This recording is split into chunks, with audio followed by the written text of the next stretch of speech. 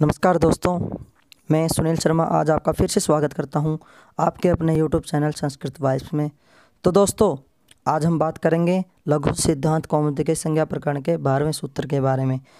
इससे पहले वाली वीडियो में हमने बात की थी 11वें सूत्र के बारे में, अनुदित सवर्णस्य च प्रत्यय के बारे में। तो दोस्तों, आज हम इस वीडियो में बात करने जा रहे हैं संहिता संज्ञा की, अर्थात संहिता संज्ञा कौन सा सूत्र करता है और किन वर्णों की संहिता संज्ञा किस प्रकार से होती है। आइए जानते हैं बहुत आसान तरीके से। तो मित्रों, यहाँ देख लो, सबसे पहले यहाँ लिखा हुआ है संहिता संज्ञा विधायकम संज्ञा सूत्रम, अर्थात संहिता संज्ञा विधायक सूत्र है परः सन्निकर्षः संहिता। पहले उच्चारण बहुत स्पष्ट होना चाहिए, सही होना चाहिए। परः सन्निकर्षः संहिता अर्थात वर्णानाम अतिशयितः सन्निधिः संहिता संज्ञः स्यात्, अर्थात वर्णानाम अर्थात वर्णों की अतिशयितः यानी कि अत्यंत, यानी कि जिससे अधिक नहीं हो सकती, सन्निधि सन्निधि यानी कि आपस में, निधि साथ में यानी कि समीपता, अर्थात जिन वर्णों की अति समीपता होती है वो क्या होते हैं, संहिता संज्ञा स्यात्, उनकी संहिता संज्ञा होती है या वो संहिता संज्ञक होते हैं, ऐसा बोल सकते हैं। अर्थात इस सूत्र में 3 पद हैं, कौन कौन से, परः 1, सन्निकर्षः 2 और संहिता 3। तीनों में प्रथमा विभक्ति, कैसे, परः में भी प्रथमा विभक्ति एक वचन है, सन्निकर्षः में भी प्रथमा विभक्ति एक वचन है, संहिता शब्द में भी प्रथमा विभक्ति एक वचन है। आइए इसकी हिंदी में व्याख्या पढ़ते हैं। ये देखो, यहाँ पर बताया हुआ है परः प्रथमांतम सन्निकर्षः प्रथमांतम संहिता प्रथमांतम त्रिपदम इदम सूत्रम, अर्थात 3 पदों वाला ये सूत्र है। ऐसा आप पेपर में व्याख्या करते हुए लिख सकते हैं। वर्णों की अत्यंत सन्निधि संहिता संज्ञक होती है, अर्थात वर्णों की अत्यंत समीपता को संहिता कहते हैं।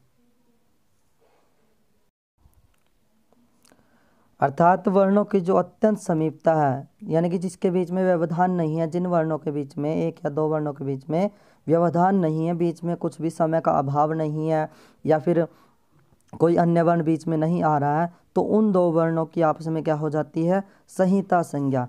ये देखो, इसमें हिंदी में पूरा समझाया हुआ है। आगे जाकर हमें 2 शब्दों के बीच, ये देखो, आगे जाकर हमें 2 शब्दों के बीच संधि करनी है और संधि करने वाले सारे सूत्र संहिता के विषय में ही कार्य करते हैं।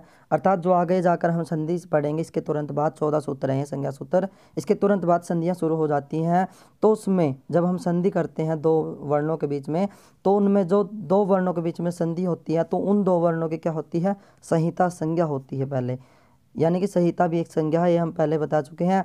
जिनकी आपस में संहिता संज्ञा नहीं हुई उनकी संधि नहीं हो सकती। अर्थात जब संहिता ही नहीं है, अर्थात वर्णों की अत्यंत समीपता ही नहीं है, जब उन 2 वर्णों के बीच में समय का अभाव है या फिर वर्ण, किसी 2 वर्णों के बीच में अन्य वर्ण आ रहा है, तो उनकी संधि नहीं हो सकती, क्योंकि बीच में व्यवधान हो गया, संहिता संज्ञा नहीं हुई। ये स्पष्ट बात। इसलिए यहाँ संधि प्रकरण में प्रवेश करने के पहले इस सूत्र के द्वारा संहिता संज्ञा की जाती है।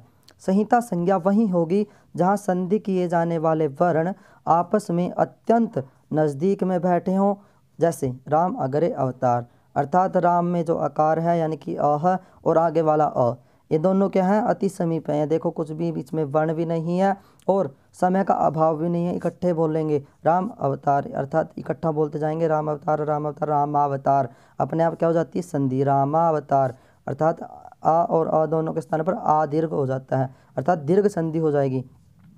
पहले संहिता संज्ञा होगी इनकी इस सूत्र से, किससे, जो अभी हमने सूत्र पढ़ा परः सन्निकर्षः संहिता, इस सूत्र से संधि होने, संहिता संज्ञा होने के बाद अगले सूत्र अकः सवर्णे दीर्घः से दीर्घ संधि हो जाएगी। ये संधि का सूत्र है।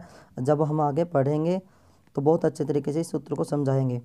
यदि राम के बाद बीच में कुछ और वर्ण आ जाए, यहाँ देखो लिखा हुआ है, यदि राम के बाद बीच में कुछ और वर्ण आ जाए, उसके बाद अवतार बोला जाए, तो Ram plus dash dash dash अवतार में संधि नहीं हो सकती।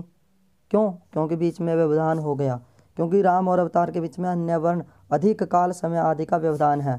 कहने का तात्पर्य यह है कि जिन दो वर्णों की संधि होनी है उनके बीच में किसी वर्ण को नहीं होना चाहिए और समय भी तत्काल ही होना चाहिए। किसी ने राम ऐसा अभी बोला और 1 घंटे के बाद अवतार बोला तो भी संधि नहीं होगी। क्यों? क्योंकि समय का व्यवधान हो गया। अब कोई बोले, किसी को पुकारे कि राम, किसी का नाम राम मान लो, बोले कि राम, और काम 1 घंटे बाद बोले भी पानी ले आ, अब वो थोड़े नहीं सुनेगा वो। क्यों?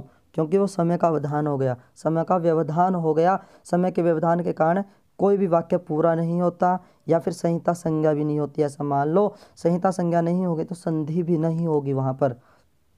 या फिर किन्हीं दो वर्णों के बीच में, दो शब्दों के बीच में संधि करनी है, मान लो आपने दो वर्णों के बीच में जो पूर्व पद का लास्ट वर्ण है और पर पद का प्रथम वर्ण है, उन दो वर्णों के बीच में संधि होगी। तो मान लो यदि एक शब्द अभी बोल दिया और एक शब्द 1 घंटे बाद बोल लें या लिखें बीच में कुछ और शब्द लिख दें तो उनमें भी संधि नहीं हो सकती। क्यों? क्योंकि संहिता संज्ञा नहीं हुई है।